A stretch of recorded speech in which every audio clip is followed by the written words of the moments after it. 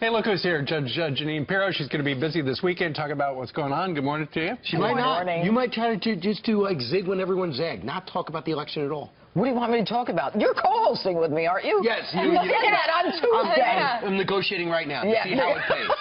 That's the whole thing. Yeah, no, we're going to talk about what is going on. I mean, it's the last show before the election, and it's certainly with the Clinton Foundation. We've been talking about this for a while. But now that we have WikiLeaks, there's like dovetailing. You've got the intent. Not that you need intent, Jim Comey. You were wrong about that, and I am a judge.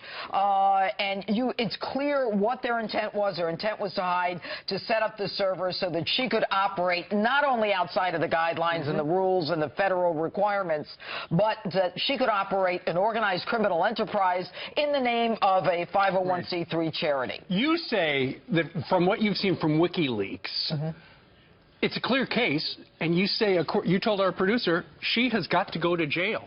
Yeah. This is a case of a RICO. It's a racketeer influence corruption organization. Like the mob? Like the mob, yeah. She's the capo, and, and then they've got the consigliere, who's Loretta Lynch at this point, who, and I agree, I was talking to Rudy Giuliani, has corrupted the Justice Department. How does the FBI do an investigation without access to a grand jury? An investigation this serious, this weighty, that impacts all of us, where millions and tens and hundreds of millions of dollars are being exchanged with other countries while she's in a position of power. I mean, this is just the most corrupted Department of Justice I've ever seen. And I thought Eric Holder was bad. Yeah, right. Is this why she hasn't done any interviews since the middle of September? I mean, she's running for president, hasn't done any sit-down one-on-ones since I think it was September 14th. Is it because she's trying to hide stuff and doesn't want to face these questions? It's because at this point, anything she says can and will be used against her in a court of law. And so she is now listening not just to her political advisors, because she doesn't know the truth. I mean, she can't remember the truth. She's a pathological liar. But also her legal advisors, which is anything you say may be used against you going forward. So one of the most fascinating things to emerge for the Wall Street Journal article, and then confirmed today in the New York Post, is they were going after a suspect, and they were recording these conversations. And that is when the FBI was. And that's when this whole thing, the circle was closed. They saw the pay-for-play with the Clinton Foundation. That's when the New York field office said, we have to pursue this. They began to pursue it, and the Justice Department said, not impressed, just hearsay. Is that even the right term to use when you're tailing a suspect for some type of criminal behavior? Department of Justice has been corrupted, all right? It's not hearsay.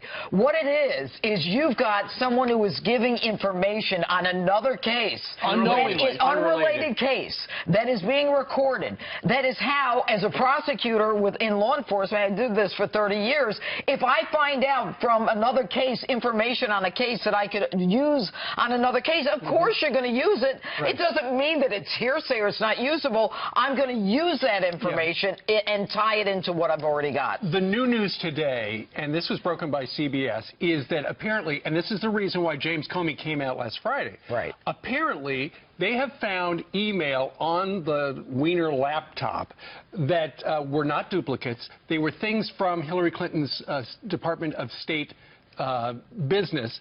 They were work email that were never turned over. Gee, what a shock. She handed over all of her work-related emails, didn't she?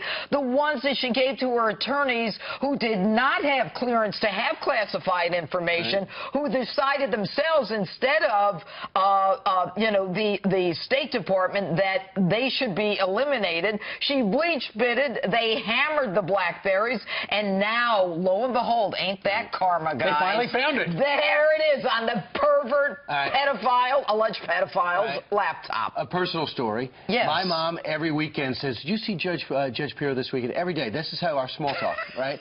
And I figured out why she likes you. Why? Because you belong in my kitchen in Christmas and Thanksgiving. We have my mom and her sisters has the same tone as you. You're not yelling, but you are yelling. It's passion. It's passion. Am I yelling? Yeah, Joel, where are you, Joel? For the uneducated, we don't know. You're just passionate passionate about your topics. In the beginning, I thought you were yelling. But no, I'm not yelling. And you know, here's the thing. I think the American people are fed up. And we are all frustrated with what is going on in this country. We have worked too hard to get to where we are, to put someone in office who is laughing at us, who lies to us, who is corrupted, and who has made hundreds of millions of dollars. And by the way, I think the story that's not getting any attention is the IRS looking at how they abuse the Clinton Foundation. And they've done this investigation for 4 months that inures to their personal benefit. So when they do things personally, they've got to be taxed on it.